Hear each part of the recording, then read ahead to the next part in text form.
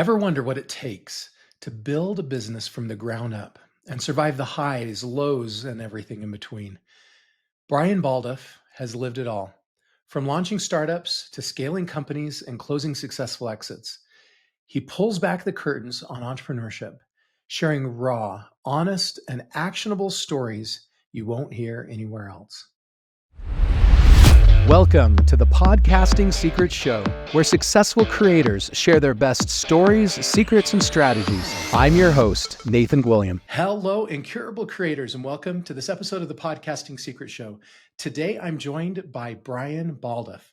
Brian is a seasoned entrepreneur, a business strategist, and the co-host of CEO Bros After Hours. He's the founder and CEO of BHT Studios, which he built from scratch and sold after 25 years buying and selling companies. He has so many stories to share with us today. He has years of hands-on experience building, scaling, and selling multiple businesses. Brian knows the roller coaster journey of entrepreneurship inside and out. On his podcast, he shares unfiltered, real-world stories from the startup trenches to successful exits, offering practical insights, learned lessons, and inspiration for entrepreneurs at every stage.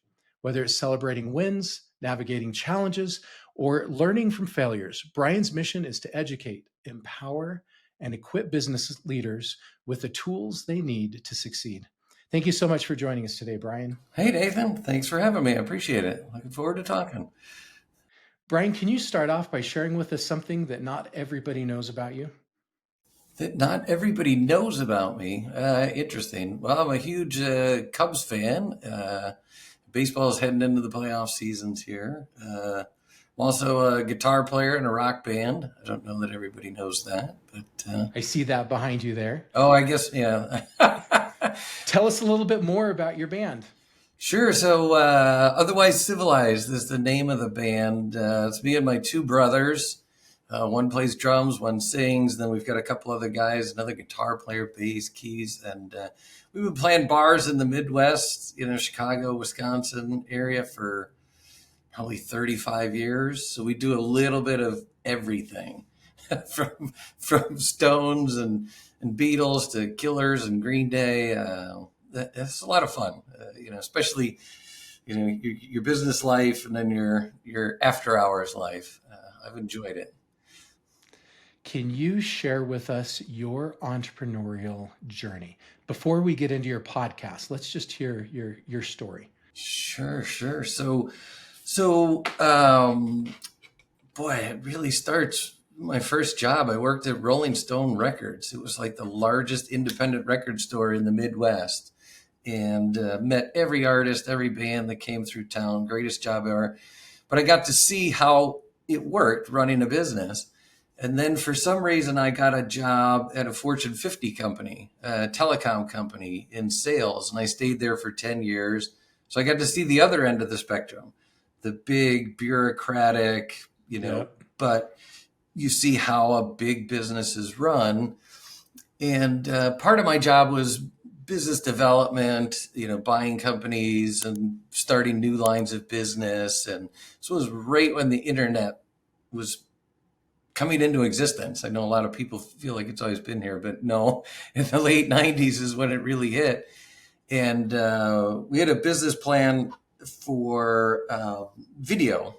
What would video look like over the internet? What could you do with it? And my group did business plans on, everything that's on the internet today. But one in particular was taking tours of homes that were for sale. So you could sit in front of your TV or your computer on Saturday morning and do walk-through video tours of homes that were for sale. Nice. Ultimately, the telephone company decided it didn't want to do that kind of stuff. So I left, raised some angel funding and ultimately venture capital funding, and started videohometours.com. And as the name implies, that's what we did. Ultimately, it grew into a network of close to 1,000 photographers and videographers around the country. And we worked for all the big real estate brokerage firms, builders, property management firms, Fannie Mae, just doing, photography, video, 3D, drone, to help people and companies market properties for sale. for sale, for lease, for rent. We did hotels. It was crazy by the end. I mean, we did everything: luxury yachts. We did private jets. Anything people wanted to buy, book, lease, visit. We videotaped it or photographed it. It was, and over 25 years, like you said, it was quite a journey. Do you have some particular stories in that journey you'd like to share with us? Some maybe challenges and tough times, some Sure. great successes, some lessons you learned? Yeah, I think the biggest one was, in the beginning, even though I had been in business for 10 years, had seen a small company, had seen how a big business was run, you don't realize how little you know. You just jump in and you got to go all in. So we just kind of, a year after we started, 2 years after we started, 9/11 happened, which, basically shut down the whole United States. It's like, okay, well, what do we do now? Yeah. Worked our way through it. In 2008, we had a historic crash in the U.S. real estate market that brought everything to a screeching halt. Our entire business was based on real estate, and all of a sudden homes weren't selling. Fortunately for us, we had just raised a round of funding prior to that, so we were able to survive. I mean, it took almost 5 years for the housing market to come back after that crash. And so, you really get focused at a time like that, and you get creative. And What did you do during that period of time? man, anything we could, to survive. We explored new services. We started doing different things. We actually started providing a lot of our clients with search engine optimization consulting, how to get more traffic on the internet, what to do with leads. We became more of a marketing firm than just photography and video. We also became more of a technology company than a service company. So anything it took to survive. We had some great people on our team, and everybody was focused and ambitious and took it as a challenge. Like, let's get through this. And then, probably the third big whack on the side of the head was when COVID hit and everything shut down. And fortunately, real estate became a essential service. And so we were still allowed to go out and photograph in markets like New York and Miami and Chicago and San Francisco. Otherwise, like a lot of others, we probably would have shut down. So yeah, in 25 years, there was, probably 20 things that you didn't expect, but those three were the big ones: 9/11, real estate crash, and COVID. And you got through all of them, and you ended up selling the business, having your exit. Yeah, got through all of them. We actually wound up buying out a lot of our competitors over the years that were either smaller or couldn't figure out how to survive. And so that's how we created such a large company. And then, after 25 years, it was some of our longtime investors were looking to make an exit. There was some opportunities that presented themselves that were great for the company, great for our employees. We took advantage of those. And then the company we sold to asked, basically kept the whole team around, asked me to stick around. And 2 years later, they got acquired by an even bigger fish. And that was kind of my sign to, it's time to do something different. Yeah. So what are you doing different now? Well, first thing is I do a lot less than I was doing for the last 25 years. I sleep in a little bit later. I spend a lot of time with the grandkids, and me and my middle brother started a podcast, CEO Bros After Hours. And it's basically, he had a similar journey. He's started multiple companies and sold a couple companies. He's still running a large autism therapy treatment center nationwide. He's got 500 or 600 therapists working for him, helping children with autism. But we've always exchanged business stories over the years, usually on Fridays, over cocktails. hey, can you believe this happened? Can't believe this happened. How did you do this? How did you do that? And several people had said, boy, that would be really helpful to people who are looking to start businesses if they could sit in the bar with you guys and get some of this real candid feedback and actual stories. And so Brad had suggested, well, why don't we do a podcast? And we're a year in now and loving it. So how's it going so far in your first year? What have been the good, the bad, and the ugly? I think it's going well. I don't know. It seems like in this industry, there's not a lot of benchmarks. Like, okay, what is success? What isn't? Really comes down to what you want to get out of it. I think the feedback we've gotten from people is that it's helpful. They enjoy and see value in the information we're providing and the way we provide it, kind of the candid, casual atmosphere. Viewership is continuing to increase. The next step for us is, okay, can we actually make a business out of this? I feel like we've been in the product development stage of what is our podcast and who's it for and why would they watch it and what do they get out of it? And now it's, okay, how do we make this sustainable and where do we go from here with it? What are your thoughts? What does the future hold for CEO Bros? So we're committed to, we're going to call it season 2. We've been at it for almost a year, and recently our production assistant producers decided to move on to something else. We've also started working with a marketing firm that I had worked with in my previous positions, who manage podcasts, help people with podcasts, help with marketing. And we're kind of revamping our business plan for next year. Would love to get some sponsorship to help with some of the expenses, but really the big thing is to ramp up the marketing and just make more people aware of it. I mean, I still have friends and family that go, wait, what? You have a podcast? Where do I find it? What's it called? So a lot of hopefully a lot of potential upside there in just creating awareness that we're doing this.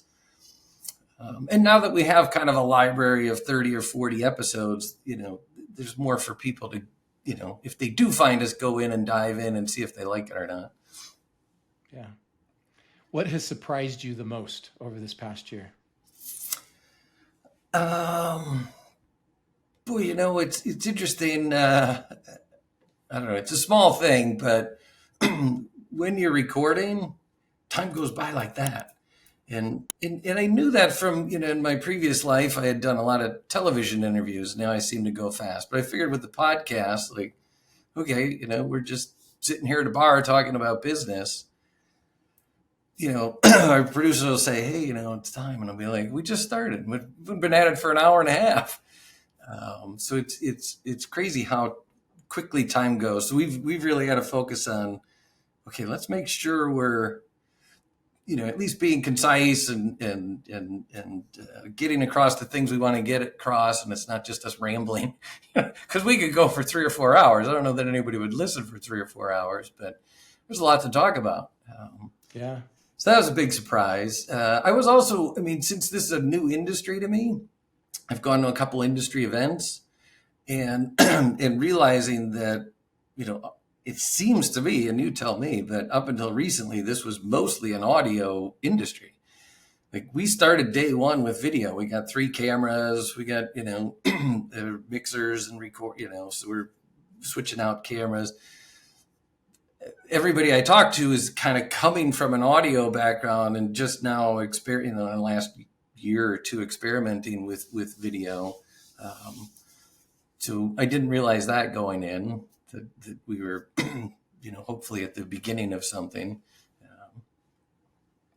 Yeah, that was a great opportunity, and you were smart to seize that at the beginning.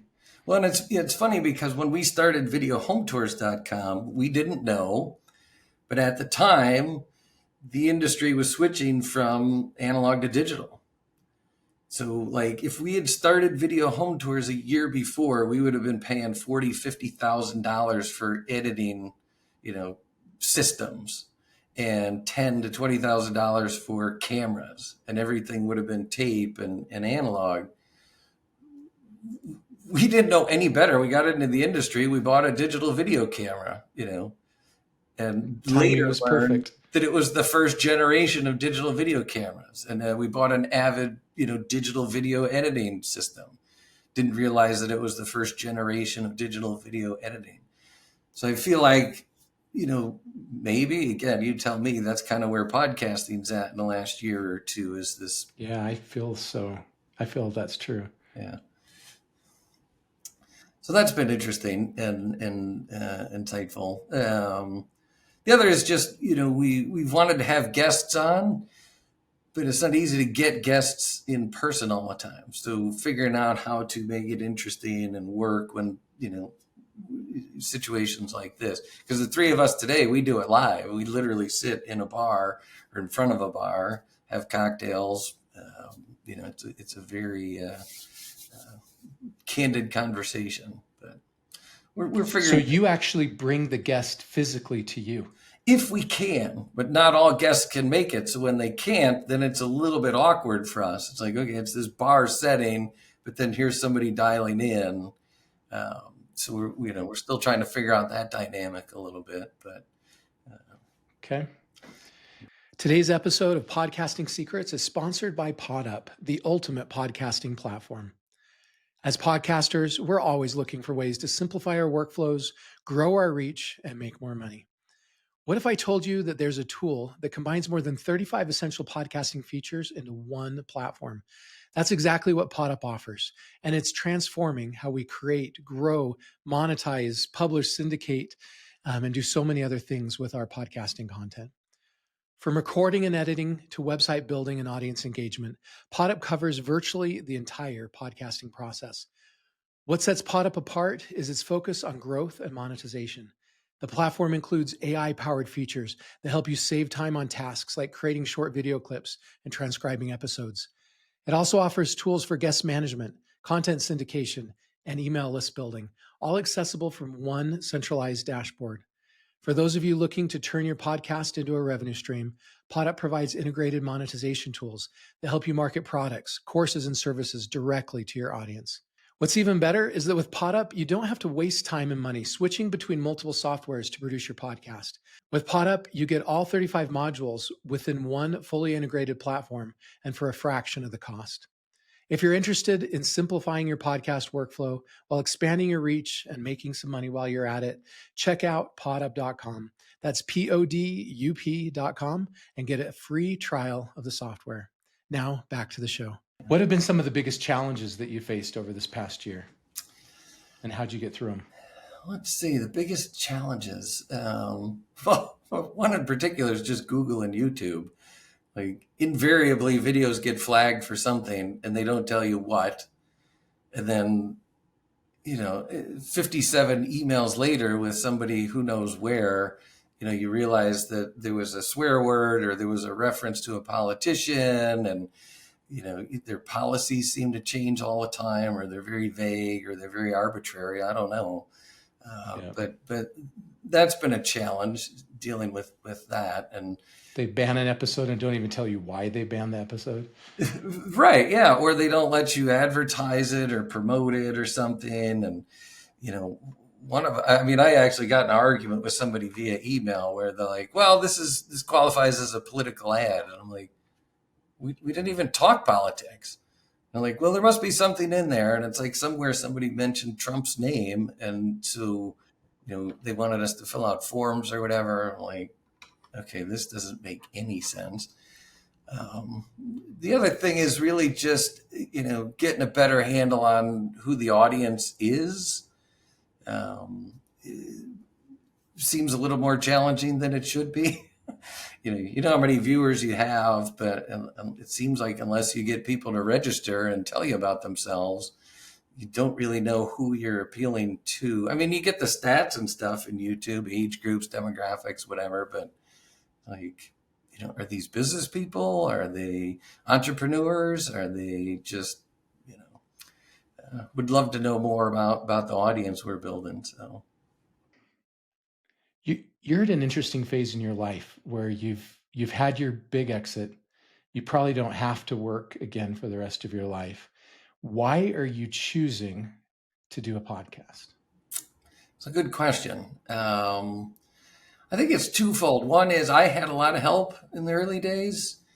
And so there's this sense of paying it forward. And podcast is a tool that wasn't available to us when I was starting my business. I mean, you had to physically network. You had to go to events and seek people out and ask for advice. And you never knew, who these, you couldn't establish a relationship with these people, or you'd have to pay advisors or things like that. So I feel like, if we can help young entrepreneurs with something they probably won't get anywhere else. Like there's tons of online courses on how to run a business, manage a business, hire people, some of the tactical stuff. You can go to school and get that. You can work with attorneys and accountants, but kind of the real world impact of running a business, how you deal with your family, how you deal with your friends, how you deal with your personal cash flow, how you deal with, making decisions about people and their livelihood and their careers, and dealing with partners that, may not have the same agenda as you do. Or, we told a story the other day, one of our biggest clients at VHT, great client, big client, all of a sudden one day filed for bankruptcy and left us holding the bag for, a significant amount of money. And I thought I knew this person very well, the CEO of the company, and finally caught up with him a couple of years later, and he's like, "Boy, it's made me sick that we couldn't tell you we were going to leave you hanging." And I'm like, "Geez, we're a small company. We didn't have a lot of cash. When you did that, it took us a long time to recover from it." Those are the kind of stories that I think entrepreneurs need need to hear, just to know that other people have gone through it, or to know that these things are possible. So, be prepared for them mentally. And so far, that's the feedback we've been getting from people is, "Hey, I'm taking the first or second step of a journey. I've created my LLC, or I hired my first person, or I got my first customer, and it's super exciting. Yet at the same time, it's nerve wracking because I don't know where to go from here. I don't know what to expect." And hopefully by sharing some of our stories, they feel like they're part of a fraternity of, entrepreneurs that have taken that same first step. Yeah. Yeah. So a lot of your experience isn't in the podcasting space. You have a good solid year of experience in podcasting, but you've got this wealth of knowledge that you're leveraging and sharing on your podcast from your business experience. What are a couple of the most important takeaways that you could share from your business experience that might be able to help podcasters that are trying to create their businesses through podcasting? So you don't have to give specific podcasting advice, but Right. just give us your business wisdom. Right. Because I'm definitely not a subject matter expert on podcasting yet, but from the business perspective, I think I can help. If podcasting is going to be your business, just like any other business, I think that the number one thing that comes up on our show is, if you want to be successful, you have to be all in. And I don't think a lot of people understand what all in really means.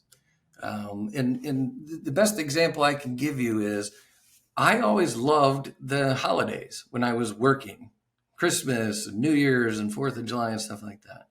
Once I owned a business, I hated the holidays because, you're paying all your employees, but you're not bringing in any revenue, and you're working and no one else is working. Yeah. Obviously this doesn't apply to everybody, but the all in aspect is, there's going to be a lot of sacrifices that you're asked to make, or you're going to have to make if you want to be successful, that nobody around you understands. Your wife doesn't understand. Your kids don't understand. I lost touch with a lot of my friends. Now that I'm retired, I'm realizing, wow, I haven't talked to this person in 10 years. I haven't talked to this person in 5 years. I haven't been able to do this for a long time. you don't realize those things at the beginning of the journey because you're just, focused on the day to day.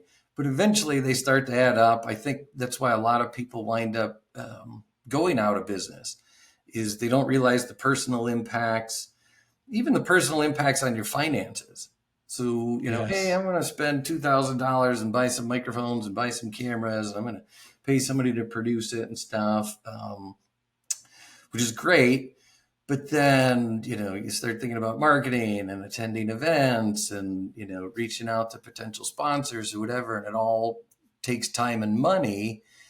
And even if your company is breaking even or making money, like, what are you doing for your personal income? Because I hear a lot of people, oh, well, I started this business, my wife's going to cover our personal expenses. Well, what if your spouse gets laid off? Then what? Then who pays the water bill and the gas bill? And, so those are some of the choices entrepreneurs are making that I don't think they realize up front. Like, hey, at some point, you're going to have to consider giving up a vacation or not going to your kids, graduation, or, selling your car, for whatever. Are you prepared to do that? Are you that committed? And like you said, for us in our podcast, we have the luxury of being able to dabble and do kind of, I call it product development here for the first year and figure it out. We didn't have to worry about, am I going to be able to support myself with this business or not? But a lot of people are making that decision. I think the other one, from what I've seen of the industry, is a lot of people think it's easy to do a podcast. And then they get into it, and their fourth or fifth episode, they're like, wow, this is a lot of work. It's fun, but it's a lot of work, and, it takes time and takes money. And, I don't really have a plan. I don't have an end goal in mind. And at least what I've seen so far. Yeah. Yeah. You've got to be all in. That is a very wise piece of advice. You've got to do what it takes to succeed, because there's going to be the downs. It's going to be a roller coaster. It's not just ups. And if you don't have that self-efficacy to get through the hard times, you probably won't succeed. I wouldn't think so. The other thing I always tell people is ask a lot of questions. Like, reach out to people. And that's why I said, the first thing I did was went to some podcasting events and just talk to people who are doing it, talk to, providers and partners in the industry. I talked to, friends who had experience and things like that. You want to learn as much as you can, as early as you can, to apply some of that. I mean, that's part of the excitement for me, is it's learning something new.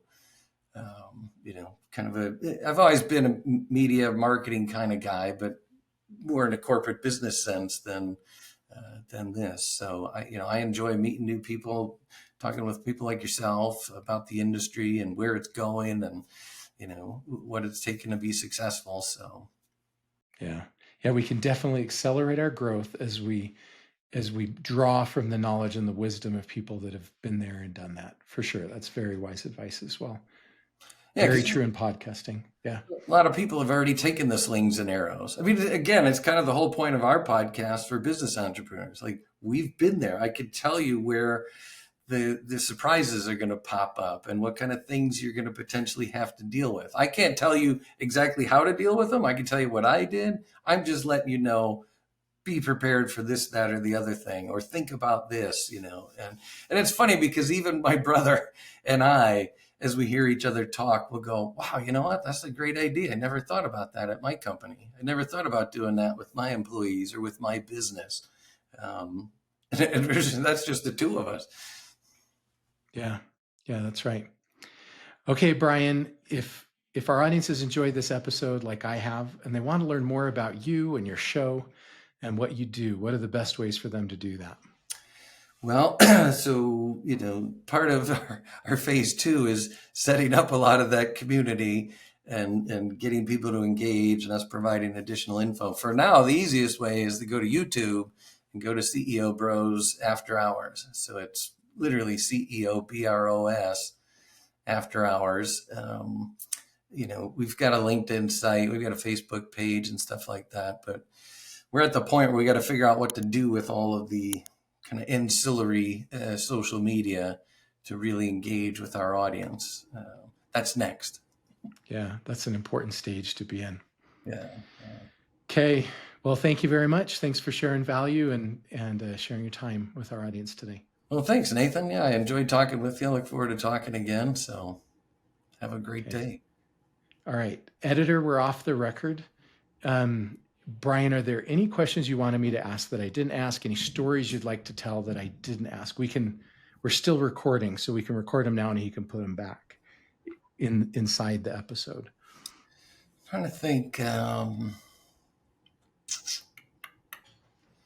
Not really. I liked your questions. I appreciated your questions, and feel like we got to cover quite a mix of stuff. So, okay, I think that was good. Is there anything I can do to help you to reciprocate? I'm very grateful for how you helped me being on the show. And here are my key takeaways from this episode. Number 1, start with video from day one while the industry transitions from audio. Editor going back. Number 1, start with video from day one while the industry transitions from audio only to video formats. Number 2, being all in means sacrificing vacations, missing events, and losing touch with friends for years. Number 3, recording sessions feel like minutes when you're engaged. Plan for time management accordingly. Number 4, YouTube and Google arbitrarily flag episodes without explanation. Build backup distribution channels. Number 5, most podcasters quit by episode 4 or 5 when they realize the workload required. Number 6, spend your first year in product development mode, figuring out the format before focusing on monetization. Number 7, understand your audience beyond basic demographics by implementing registration and engagement systems. Number 8, attend industry events and ask experienced podcasters questions to accelerate your learning curve. Number 9, in-person guest recordings create better energy than remote interviews. Plan logistics accordingly. Number 10, marketing and awareness remain ongoing challenges even after publishing dozens of episodes. Number 11, plan personal finances separately from podcast finances. Don't rely solely upon a spouse's income. And finally, number 12, pay forward knowledge to new podcasters through authentic storytelling they won't find in courses. If you're looking for a great podcasting software with more than 60 different integrated tools to help you create, grow, and monetize your podcast, all with one inexpensive license, I recommend you check out podup.com, where you can get a free trial. And with it, you can get a free 30-day podcast launch course. And if you're wanting a podcast, but you just don't have time to do it all, I recommend you check out podallies.com, where we have 40 different services done for you: podcast production, marketing, and monetization to help you get that podcast dream accomplished. Thank you for joining us for this episode, and I wish you success as you turn your passion into profit through podcast monetization.